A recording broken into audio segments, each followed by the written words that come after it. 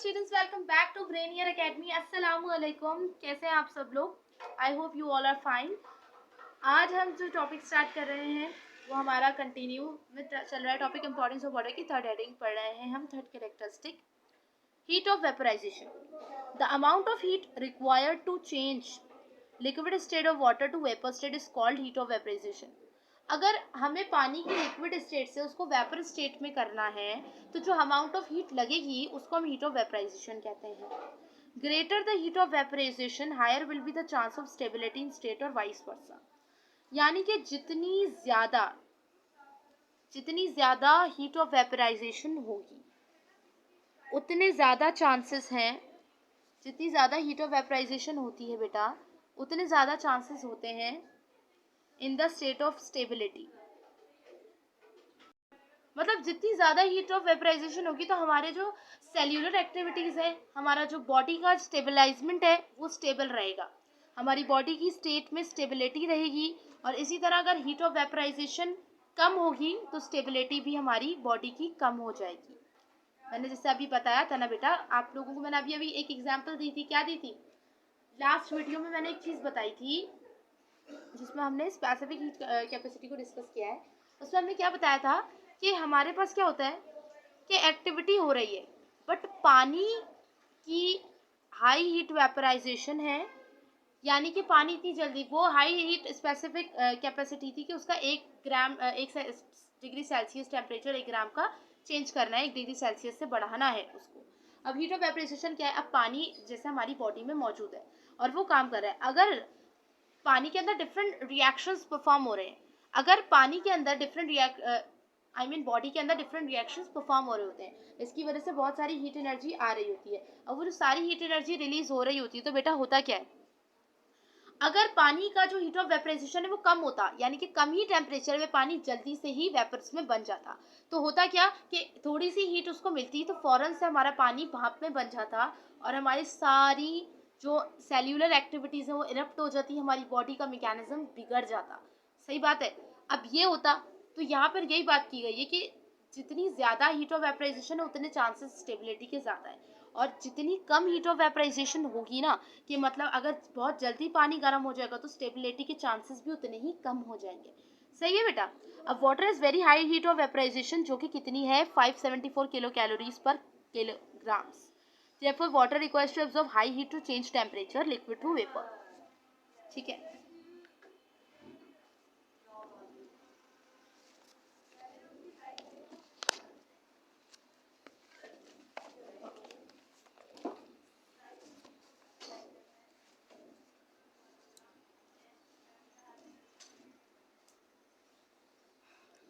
हाँ ओके।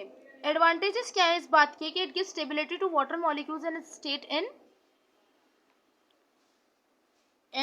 इन सेल। क्या होता है, वाटर मॉलिक्यूल्स स्टेबलाइज्ड रहते हैं, वो लोग बहुत जल्दी वेपर्स में नहीं बन जाते, उनकी स्टेट इतनी जल्दी चेंज नहीं होती। सही है, वो लिक्विड में रहते हैं, खुशी से अपना प्रोसेस कर रहे हैं, उसमें बीच में आकर उनकी स्टेबिलिटी को कोई नुकसान नहीं पहुंचता और सेल में उनकी स्टेट भी सही रहती है। थर्मोरेगुलेशन, थर्मोरेगुलेशन का मतलब क्या है? हीट मेंटेन रहती है, हीट मेंटेन रहती है, यानी कि इतनी जल्दी वाटर वेपर्स नहीं बन जाते। होता क्या है बेटा, हमारी बॉडी में एक्सेस हीट पसीने से निकलती है। पसीना क्या होता है? स्वेटिंग करते हैं ना, हमारी बॉडी स्वेटिंग होती है। तो स्वेटिंग क्या होता है बेटा कि वाटर वेपर्स हमारी बॉडी से निकल रहे होते हैं। यानी कि जब बहुत ज़्यादा हीट हो जाती है हमारी बॉडी के अंदर, तो वो बहुत ज़्यादा हीट से क्या होता है, थोड़ा सा पानी इवेपोरेट होता है। क्योंकि अगर हमें पानी को इवेपोरेट करना है ना, बहुत ज़्यादा पानी को, तो हमें बहुत ज़्यादा हीट चाहिए, बहुत ज़्यादा हीट चाहिए। क्योंकि वाटर की हीट ऑफ वेपराइजेशन ज़्यादा है, तो हमारी बॉडी में जो हीट रिलीज होती है ना, उसके मुकाबले में क्या होता है कि जब बॉडी में हमारी बहुत सारे रिएक्शंस हो रहे हैं और हीट रिलीज हो रही है, तो वो हीट क्या करती है, पानी का थोड़ा सा ही हिस्सा लेती है और उसको ही वेपर्स में चेंज करती है, और वो हमें स्वेटिंग के थ्रू बाहर चला जाता है, जिससे हमारे बॉडी को भी कूलिंग इफेक्ट होता है, क्योंकि एक्सेस हीट एनर्जी भी बाहर निकल जाती है। थर्मोरेगुलेशन, टेम्परेचर मेंटेन रहता है। सही है। It gives stability to water molecules and its state in cell. Thermoregulation. It also provides cooling effect when appropriate during transpiration plants में होती है बेटा, कि हमारा वाटर जो है वो स्टोमेटा के थ्रू जो है वो वाटर वेपर्स में निकलता है, तो वहाँ पर भी यही सीन है कि वहाँ पर भी जो है हाई हीट है, तो इस वजह से थोड़ा सा पानी एवेपोरेट होता है और प्लांट को कूलिंग इफेक्ट का एहसास होता है। और पर्सपायरेशन मीन्स स्वेटिंग ह्यूमन बॉडी के अंदर, ठीक है। अब आता है हाइड्रोफोबिक ऑयल। हाइड्रोफोबिक ऑयल क्या होता है बेटा, ये मैंने हेडिंग कलर डाल दी है, हाइड्रोफोबिक एक्सक्लूजन है इसका, ठीक है। Hydrophobic exclusion, water combine oil drops into a large droplet. अब हम क्या करते हैं, हम एक ग्लास पानी ले रहे हैं और उसके अंदर हम 1 चमचा तेल डालते हैं, तो क्या होता है, पानी पहले तो थोड़ा फैलता है, लेकिन फौरन जैसे पानी में जाता है तो आप 1 मिनट रुको तो पानी जो है वो, पानी के अंदर ऑयल ड्रॉप्स की बजाय वो एक बड़ा सा ड्रॉपलेट में जाके तेल एक जगह जमा हो जाता है। H bonds destroyed due oil presses and form new ones. अब होता क्या है, पानी के अंदर जब एक non polar, H bonds polarity की वजह से हो रहे हैं, ऑयल नॉन पोलर है, जब एक नॉन पोलर सब्सटेंस आता है ना, हमारे एज बॉन्ड्स बेचारे बिगड़ जाते हैं, वो टूटने लगते हैं, क्योंकि मैंने बताया ना जब भी कोई नया सब्सटेंस आएगा इनको अचानक धचका लगता है, वीक है तो स्ट्रांग नहीं है, तो टूटने लगता है, तो ये टूटने लगते हैं। और क्या होता है, इनके टूटने की वजह से अभी टूटेंगे तो वो वापस बनते भी हैं, तो ये वापस से बनना शुरू हो जाते हैं और नए बॉन्ड्स बनाते हैं। Water molecules form more H bonds. Water molecules क्या करते हैं, वो और वाटर मॉलिक्यूल्स में जैसे एच बॉन्ड टूटे ना, अब वो और एच बॉन्ड्स बनाएंगे अपने ही वाटर मॉलिक्यूल्स के साथ, और नॉन पोलर मॉलिक्यूल ऑयल जो है ना वो सारा एक साथ जुड़ जाएगा। यानी कि होगा क्या, जब पानी हमने लिया ग्लास में और उसमें 1 चमचा तेल डाला, तो पानी ने क्या किया कि तेल के सारे ड्रॉप्स को एक बड़े से ड्रॉपलेट में नीचे ग्लास में जमा कर दिया, जो कि हम ऑब्जर्व करते हैं। अब जब ऑयल हमने डाला तो हाइड्रोजन बॉन्ड्स, एक अचानक से एक नया सब्सटेंस आया तो हाइड्रोजन बॉन्ड्स टूट गए। अब वो टूटे लेकिन अब वो वापस से बनेंगे, जब वो वापस से बनेंगे तो क्या होगा, पानी के अंदर वापस से हाइड्रोजन बॉन्ड्स बनेंगे, तो वो वापस से बनेंगे हाइड्रोजन बॉन्ड्स, और इस दौरान उस ऑयल के साथ कोई भी बॉन्डिंग नहीं होगी, तो वो ऑयल एक जगह क्लम्प हो जाएगा, एक जगह जाके जमा हो जाएगा, और इससे क्या होगा, जो हाइड्रोफोबिक सब्सटेंस है वो आराम से पानी से बाहर निकल जाएगा, पानी अलग ही कर देगा उस सब्सटेंस को। हाइड्रोफोबिक मतलब क्या होता है, पानी से डरने वाला। तेल पानी में कभी भी डिसॉल्व नहीं होता क्योंकि वो पानी से डरता है, पानी में डिसॉल्व होने से उसे डर लगता है, इसको हम हाइड्रोफोबिक कहते हैं। फोबिक मीन्स डर, हाइड्रो मीन्स पानी, ठीक है। Now ionisation of water.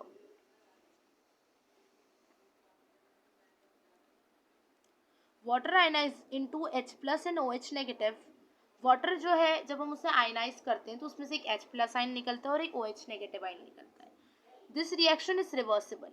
ये रिएक्शन रिवर्सिबल भी होता है कि H+ plus OH negative ions जो हैं ये वापस से H2O में भी कन्वर्ट हो सकते हैं। कैसे, ये किसी और के H के साथ जो है वो रिएक्ट कर लेंगे, जैसे हाइड्रोजन बॉन्डिंग में बताया था ना कि वो इसके H के साथ रिएक्ट करता है, वो इसके O के साथ रिएक्ट करता है, वो उसके O के साथ, वो इसके H के साथ, ऐसे बीच में होता है। तो ये रिवर्सिबल रिएक्शन है कि ये टूट भी सकता है और वापस से आपस में ज्वाइंट भी होके बन सकता है। एज इन हाइड्रोजन बॉन्डिंग में हमने ये चीज देखी। इट ऑल्सो मेंटेन इक्विलिब्रियम, ये इक्विलिब्रियम बनाए रखता है। आयनाइजेशन की वजह से इक्विलिब्रियम स्टेबिलिटी बनी रहती है पानी की, यानी कि हमारे ये जो इसके चार्जेस हैं, इसके चार्जेस की वजह से क्या होता है कि हाइड्रोजन बॉन्डिंग होती है, और आप जानते ही हैं कि हाइड्रोजन बॉन्डिंग की वजह से वाटर की स्टेट में कितनी स्टेबिलिटी बनी रहती है। तो एक इक्विलिब्रियम और स्टेबिलिटी बनी रहती है इसकी आयनाइजेशन की वजह से, क्योंकि इसमें चार्ज है, या आयनाइज हो सकता है। Water behave as base and acid. Water जो है वो एसिड के तौर पे भी काम करता है और बेस के तौर पे भी काम करता है अपनी आयनाइजेशन प्रॉपर्टी की वजह से। क्योंकि बेटा जो सब्सटेंस H+ आयन रिलीज करते हैं वो एसिड्स होते हैं, और जो सब्सटेंस लिक्विड के अंदर, वाटर के अंदर एक्वस सोल्यूशन में OH नेगेटिव आयंस रिलीज करते हैं वो बेस होते हैं। और पानी देखा जाए तो लिक्विड स्टेट में H+ भी रिलीज कर रहा है और OH नेगेटिव भी कर रहा है, तो ये एसिड भी हुआ और ये पानी बेस भी हुआ, क्योंकि इसकी आयनाइजेशन प्रॉपर्टी है ये। दैट्स वाई पानी क्या है, एम्फोटेरिक इन नेचर है। Amphoteric means both base and acid both, ठीक है, base and acid substance reacts.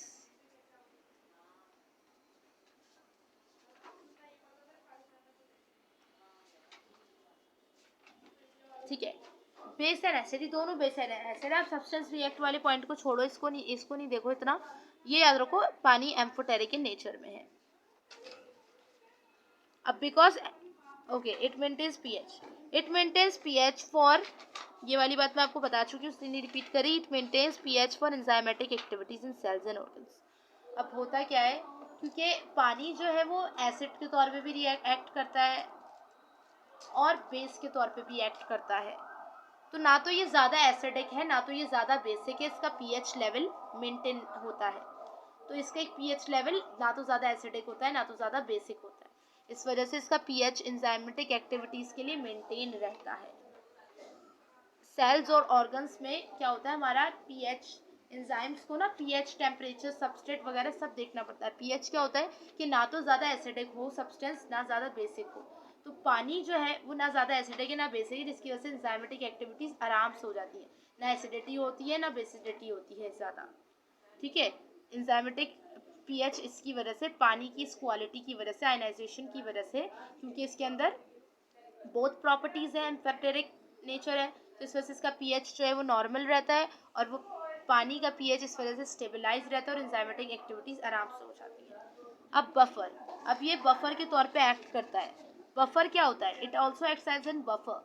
अब buffer is an aqueous solution, buffer एक एक्वस सोल्यूशन होता है that can resist significant changes in pH level, जो कि pH level के अंदर बहुत ज़्यादा चेंजेस नहीं अकर करने देता, and addition of small amount acid और बेस, ठीक है। अब होता क्या है बेटा, एक और पॉइंट अगर मैं आपको यहाँ पर दिखाऊं बताऊं तो क्या होता है कि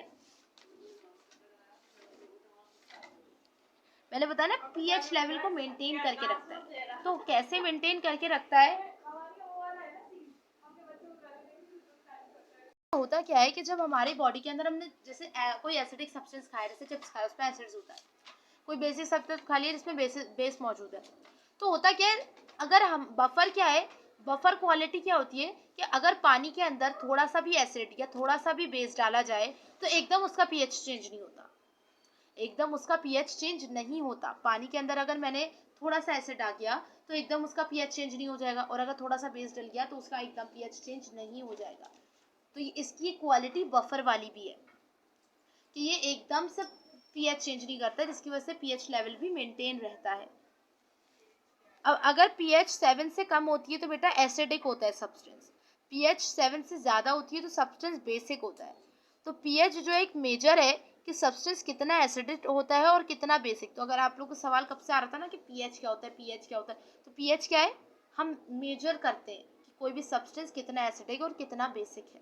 तो इस पीएच लेवल को पानी की आयनाइजेशन क्वालिटी क्या करती है, मेंटेन करके रखती है, क्योंकि इसकी आयनाइजेशन एम्फोटेरिक नेचर की वजह से, क्योंकि एसिड और बेसिक दोनों है तो इसके अंदर ज़्यादा नेचर है, तो इसमें एसिड थोड़ा सा डालेगा, बेस थोड़ा सा डालेंगे तो इतना ज़्यादा डिफरेंस नहीं आता, और एंजाइमेटिक एक्टिविटीज़ को इश्यूज नहीं होता और पीएच लेवल मेंटेन रहता है, ठीक है। सॉरी, नेक्स्ट हम मूव करते हैं।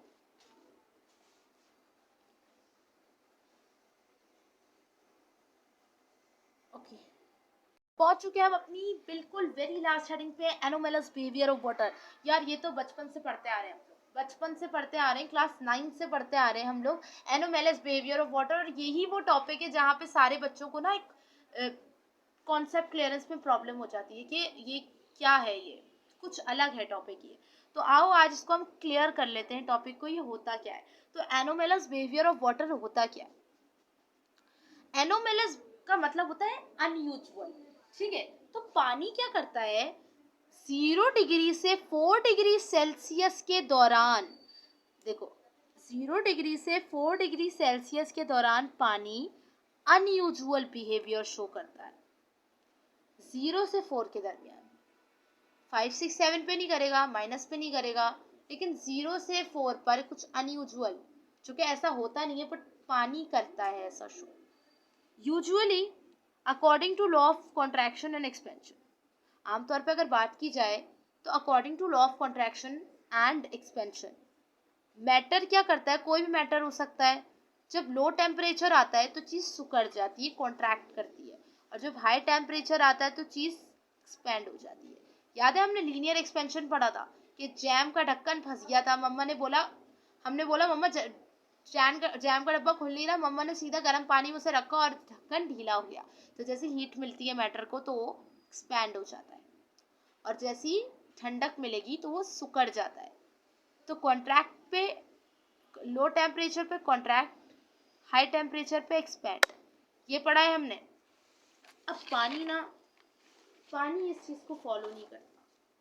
पानी जो है ना 4 डिग्री सेल्सियस से जैसे पानी नीचे आने लगता है, यानी कि जैसे 3 पे आने लगता है, 2 पे आने लगता है, 1 पे आने लगता है, तो वहाँ पर आते आते पानी अब 4 से नीचे आ रहा है, टेम्परेचर क्या हो रहा है बेटा, डाउन हो रहा है, तो क्या होना चाहिए, पानी कॉन्ट्रैक्ट होना चाहिए। 4 से 3 पे आ रहा है, टेम्परेचर लो हो रहा है, तो पानी को कॉन्ट्रैक्ट होना चाहिए, ठीक।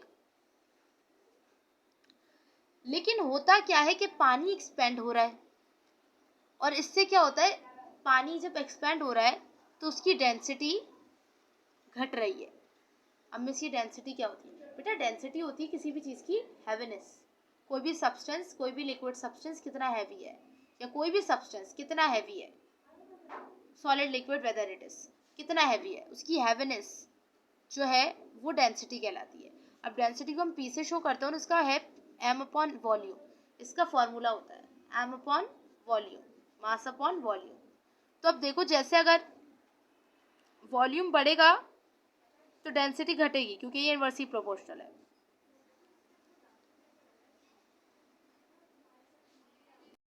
देखो क्या होता है, P is inversely proportional to V, तो जैसे अगर V बढ़ेगा तो P घटेगा, इसी तरह यही हुआ, एक्सपेंड हुआ तो यहाँ डेंसिटी गिर गई। अब क्या होता है बेटा, डेंसिटी लो है, हाँ ये वाली बात मैंने आपको बता दी। अब एट 0 डिग्री, जैसे 0 डिग्री पे पानी पहुंचा तो वाटर एक्सपेंड्स मैक्सिमली, वाटर सबसे ज़्यादा एक्सपेंड होता है, इसके बाद वाटर एक्सपेंड नहीं होता। -1 पे जैसे जाएगा ना बेटा, तो -1 पे जाते ही पानी क्या हो जाता है मैं बताऊँ, पानी वापस से कॉन्ट्रैक्ट होना शुरू हो जाता है, 4 से 0 के दरमियान अनयूजुअल बिहेव करता है। तो जैसे 0 डिग्री पे पहुंचेगा तो सबसे ज़्यादा मैक्सिममली एक्सपेंड होगा और आइस की कंडीशन में आ जाएगा। तो low density water in ice, तो पानी की सबसे ज़्यादा डेंसिटी कम कब होती है, लो डेंसिटी सबसे ज़्यादा कब होती है पानी, जब हमारा पानी आइस की स्टेट में होता है, ठीक है बेटा। और लो डेंसिटी का मतलब है हैवीनेस कम, यानी कि लाइटर हो जाता है। सो आइस फ्लोट ऑन। अब मुझे बोला गया बेटा जामे शीरी का ग्लास बनाओ, तो मैं क्या करूँगी, मैंने जामे शीरी का जल्दी से ग्लास बनाया, उसके अंदर मैंने 4 क्यूब्स डाले। क्या होता है, क्यूब नीचे बैठते हैं, ऊपर तैर रहे होते हैं, क्यों, बर्फ तो सॉलिड है, सॉलिड मटेरियल तो नीचे जाना चाहिए। हमने कभी ये बात सोची नहीं कि हमने ना पानी के ग्लास के अंदर अगर आइस क्यूब्स डाले तो आइस क्यूब्स नीचे क्यों नहीं बैठे। रीज़न इसका ये था कि पानी का अनयूजुअल बिहेवियर है, और आइस की स्टेट पे पानी की डेंसिटी सबसे लो है, और आइस जो है वो लाइट होती है पानी से। So ice float on surface of high density water, पानी की डेंसिटी ज़्यादा होगी क्योंकि पानी का टेम्परेचर तो उतना नहीं होगा, क्योंकि पानी की डेंसिटी सबसे ज़्यादा लो सिर्फ आइस पे होती है, क्योंकि वाटर सबसे ज़्यादा एक्सपेंड 0 डिग्री सेल्सियस पर ही करता है। तो सबसे ज़्यादा लो आइस स्टेट में ही उसकी डेंसिटी है, तो पानी तो हैवी ही होना है, तो वाटर इसलिए ऊपर फ्लोट, आइस इसलिए वाटर के ऊपर फ्लोट कर रही होती है। और ये सब किस वजह से हो रहा है, हाइड्रोजन बॉन्डिंग की वजह से। अब यहाँ भी हाइड्रोजन बॉन्डिंग आ गई। अब हमारा सवाल होगा यहाँ पर भी हाइड्रोजन बॉन्डिंग आ गई, हर जगह भाई देखो हाइड्रोजन बॉन्डिंग की वजह से ही वाटर का यूनिक करेक्टरिस्टिक्स है। अब वाटर जब 0 डिग्री सेल्सियस पर एक्सपेंड करता है तो मैक्सिममली एक्सपेंड हो जाता है, क्योंकि 0 डिग्री सेल्सियस पर हाइड्रोजन बॉन्ड स्टेबल होते हैं। बेटा जब भी हमारी पानी जो है ना, हाइड्रोजन बॉन्ड्स का मसला क्या है, टूटते हैं बनते हैं, टूटते हैं बनते हैं, लेकिन जब हाइड्रोजन बॉन्ड फ्रीज हो गए, बर्फ बन गए, तो अब वो स्टेबल हो जाते हैं, वो अब टूटते नहीं हैं, ठीक है। अब वो स्टेबल हो जाते हैं, वो टूटते नहीं हैं। तो उनके स्टेबल होने की रीज़न से पता है क्या होता है, कि हाइड्रोजन बॉन्ड्स का जो स्ट्रक्चर है, अरेंजमेंट है, वो इंसानों की तरह हो जाती है बिल्कुल, और वो उस टाइम पर बिल्कुल रुक जाते हैं और उनका स्ट्रक्चर डिफरेंट हो जाता है। तो देखो होता क्या है, वैसे तो आम तौर पे पानी किसी भी स्टेट पे पहुंच रहा है, तो पानी का क्या है कि उसके हाइड्रोजन बॉन्ड्स जो है वो एक ही स्टेट में होते हैं, टूट रहे होते हैं, बन रहे होते हैं, टूट रहे होते हैं, बन रहे होते हैं। लेकिन जब 0 डिग्री सेल्सियस पे पानी सबसे ज़्यादा एक्सपेंड करता है, ये इसकी कुदरती क्वालिटी है, ये सबसे ज़्यादा एक्सपेंड करता है, तो होता क्या है, इसकी आइस की फर्म स्टेट हो जाती है। जो आइस की जो स्टेट होती है ना, उसमें हाइड्रोजन बॉन्ड्स थमे हुए होते हैं, स्टेबल होते हैं, अरेंज्ड होते हैं। तो उसकी जो अरेंजमेंट है हाइड्रोजन बॉन्ड्स की, वो पानी से काफ़ी डिफरेंट हो जाती है, लिक्विड वाटर से काफ़ी डिफरेंट हो जाती है। और इस यूनिकनेस करेक्टरिस्टिक की वजह से कि इसके हाइड्रोजन बॉन्ड्स बिल्कुल अलग से अरेंज हो जाते हैं, ये क्या करता है, इस तरह का एक अनयूजुअल बिहेवियर शो करता है, क्योंकि इसके हाइड्रोजन बॉन्ड्स की अरेंजमेंट शो हो जाती है, डिफरेंट हो जाती है। वैसे हाइड्रोजन बॉन्ड्स की डिफरेंट नहीं थी, बट 0 डिग्री सेल्सियस पर हाइड्रोजन बॉन्ड्स का स्ट्रक्चर बिल्कुल डिफरेंट हो जाता है। यानी कि कैसा हो जाता है, अरेंज हो जाते हैं, एक जगह रुक जाते हैं। तो इनके एक जगह रुकने की वजह से, अरेंज हो जाने की वजह से आइस फॉर्म हो जाती है। और जब आइस फॉर्म हमारी हो जाती है, अब इन शॉर्ट में इसको इस तरह बता देती हूँ, इस पिक्चर से देखो, ये वाली पिक्चर है ना, ये देखो, इसको देखो। अब क्या हुआ, लिक्विड वाटर जो था, अब सवाल उठता है कि मिस हाँ मान लिया कि ये अनयूजुअल बिहेवियर हुआ, मान लिया कि ये फोर्स से जब नीचे गया तो एक्सपेंड हुआ, ये भी मान लिया हमने, और आइस लाइट हो गई, पर कोई ऐसा रीजन बताए ना कि ये फोर्स से नीचे गया ही क्यों और आइस लाइट हुई ही क्यों। तो इसका reason H bonds, hydrogen bonds. होता क्या है बेटा, पानी के अंदर हाइड्रोजन बॉन्ड्स ब्रेक होते रहते हैं और रिफॉर्म होते रहते हैं। तो एक जगह टूट रहे, छीन रहे, झपट रहे, टूट रहे, बन रहे, टूट रहे, बन रहे, झंगट्टा लगा रहता है। देख रहे हो ना कितना ज्यादा क्राउडेड हो रहा है। तो क्या है, हैवीनेस ज्यादा है, कहीं भी क्राउडेडनेस ज्यादा है तो हैवीनेस ज्यादा हो गई। और यहाँ पर क्या हो गया, यहाँ पर अब जो जैसी हालत में, वो अपनी हालत में स्टक्ड रहे, अपने अपनों के साथ खुश रहे, वापस से नहीं बनेंगे, एक दफा बन गए तो बन गए, अब वो अपनी जगह फ्रीज हो गए। तो वहाँ क्या है, एकदम अरेंज्ड, सन्नाटे में लोग आराम से बैठे हुए समझ। तो उससे क्या होता है कि सफाई सुथराई में चीज हल्की हो गई, झंगट्टा लगा तो चीज भारी हो गई ना, एकदम खिचपच हो गई, डेंसिटी बढ़ गई, यहाँ लाइटनेस हो गई, क्योंकि इंसानों की तरह इनको अरेंज कर दिया। इस वजह से ice is lighter than water, और इसका जो पूरा रीजन है मैं एनालिसिस के थ्रू मैं आपको समझा चुकी हूँ। सो यहाँ टॉपिक हमारा फिनिश हो जाता है, इंपॉर्टेंस ऑफ वाटर का इजी सा टॉपिक यहाँ पर हमारा फिनिश्ड हो गया है। Hope you like this lecture and your all concepts are have been get clear, आपके सारे कॉन्सेप्ट क्लियर हो गए होंगे। टिल देन अल्लाह हाफिज, meet you in the next video, till then take care, अल्लाह हाफिज, बाय।